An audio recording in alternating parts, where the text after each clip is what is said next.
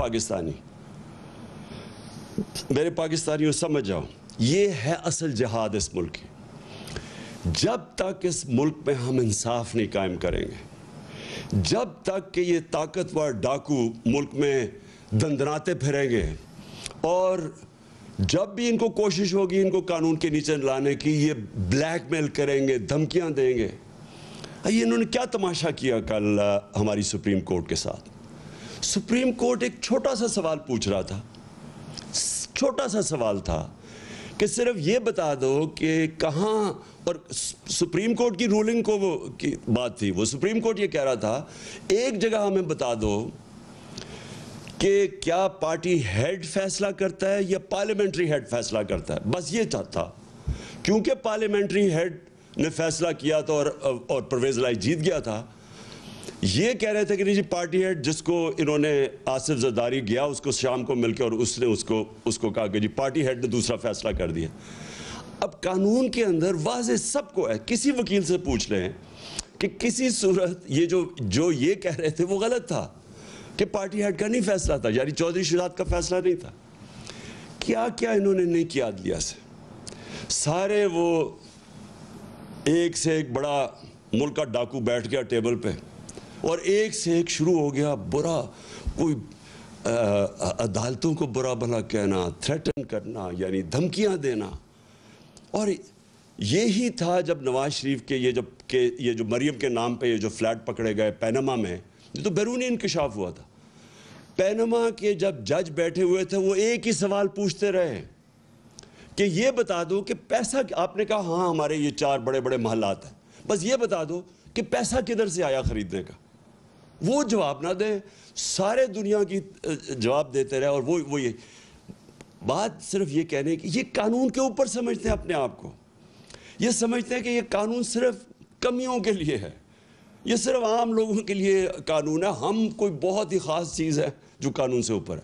اور یہ سب سے بڑا مسئلہ ہے پاکستان کا، جب تک ہم ان بڑے بڑے مافیاز کو، یہ جو بڑے بڑے کارٹیلز بیٹھے ہوئے ہیں، منوپلیز بیٹھی ہوئی ہیں، یہ جو مل کے قیمتیں اوپر بٹھا، جس طرح شوگر مافیا بیٹھ کے اوپر چینی کی قیمت کر دیتا ہے، عوام کو پستا ہے، جب تک ہم ان لوگوں کو قانون کے نیچے نہیں لے کے آئیں گے پاکستان ترقی نہیں کر سکتا۔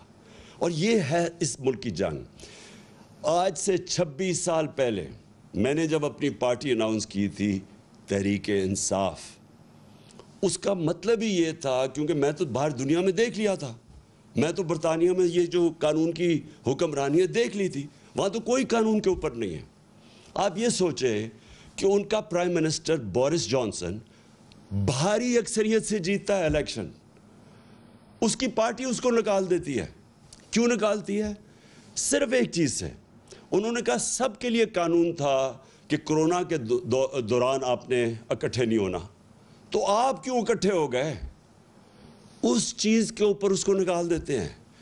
یہاں اربوں روپے کی پراپرٹیز ان کی باہر پکڑی جاتی ہیں، جواب دے نہیں سکتے، اور وہ لیڈر بنے ہوئے ہیں۔ اور اس کی 2 وجوہات ہیں۔ سب سے پہلی کہ اس ملک کے اندر ہم نے آنے نہیں دی قانون کی حکمرانی، یا ملٹری ڈکٹیٹرز تھے، وہ ویسی قانون کے اوپر تھے، وہ ویسی قانون توڑ کے آتے تھے۔ پچھلے 62 سال میں آدھا وقت ملٹری ڈکٹیٹرز رہے ہیں اور آدھا وقت یہ 2 خاندان رہے ہیں، اور یہ 2 خاندان جب بھی ان کو کوشش کرتے ہیں، ان کے کرپشن کیسز، یہ سارا وقت یا تو ملک سے باہر بھاگ جاتے ہیں، اور یا پھر یہ سارا وقت یہ کہتے ہیں کہ جی آپ کی جرت کیسے پڑی کہ ہمیں قانون کے نیچے لانے کے لیے۔ اور جب تک یہ نہیں ہوگا میرے پاکستانیوں، جب تک ہم اپنے ملک میں انصاف قائم نہیں کر سکیں گے، جس ملک میں صرف غریب لوگ جیلوں میں جائیں اور طاقتور ڈاکو ایوانوں میں پھرے، پرائم منسٹر بن جائے، اتنے بڑے کیسز ہوں، جب تک ہم یہ نہیں کر سکیں گے، یہ ہے اصل جہاد اس ملک کی۔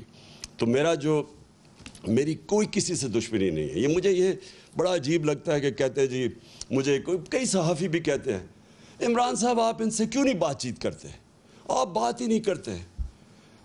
بات چیت سب سے کرتا ہے پولیٹیشن، طالبان ہیں، جو ٹی ٹی پی ہے، ان سے بھی بات کرنے کے لیے ہم تیار ہیں۔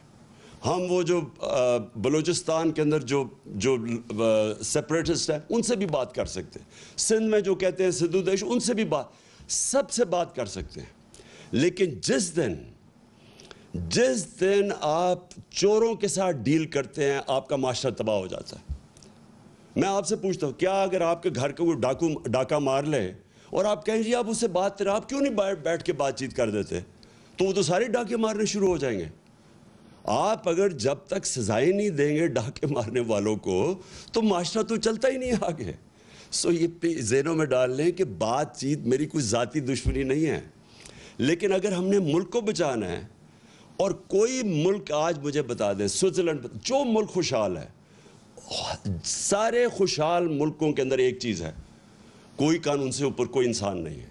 اور یہ ہمارے، پھر سے میں اپنی قوم کو بار بار بتاتا ہوں کہ میرے پیارے نبی صلی اللہ علیہ وسلم نے 1500 سال پہلے تقریباً یہ کہہ دیا تھا کہ اگر تم نے تباہ ہونا ہے تو طاقتور ڈاکوں کو چھوڑ دو اور کمزور کو پکڑو. اور یہ ہمارا اس وقت سب سے بڑا چیلنج ہے.